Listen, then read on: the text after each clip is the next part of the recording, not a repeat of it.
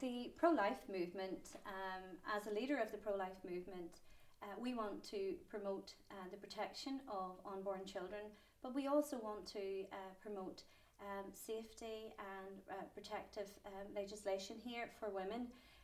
Abortion here, with it being illegal, we are providing the best care for women in crisis pregnancies. So the pro-life movement is about caring about both mother and child. I would define the pro-abortion movement as a movement that does not care about the right to life of unborn children, and is about forcing women, exploiting women, manipulating women by giving them false information, and not providing that care and support that women need. The pro-life movement here in Northern Ireland believes that women and unborn babies deserve better than abortion, so we provide that care through crisis pregnancy support.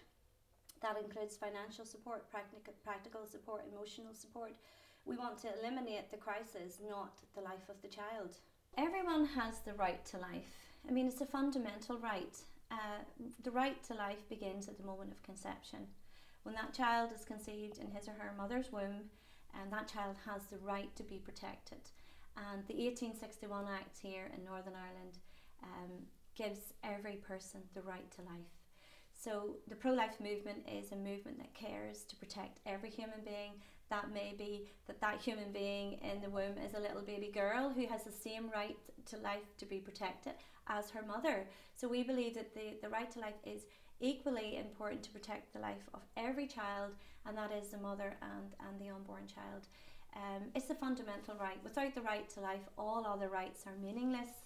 And that's why I think here in Northern Ireland there's such emphasis on protecting every human being, equal rights, and that equal rights begins in the womb. The right to life begins then. This isn't a religious issue as such. This is a human rights issue. So human rights begins in the womb, and I think people like that need a science lesson. They need to go back to look at the scientific evidence that's there. I mean, scientists all over the world all agree that life begins at conception. So it's not about, a religious dogma, a religious fact. It's a scientific fact that life begins at conception, not at birth.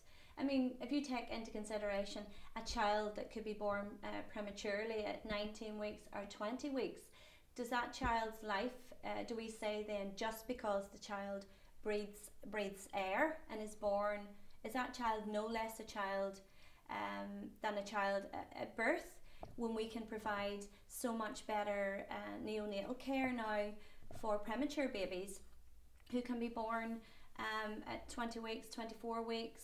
Are they any less a human being than a child who was born at 9 months? So, we can't sort of that's a schizophrenic way of thinking that says that a child's born is more valuable than a child that's unborn.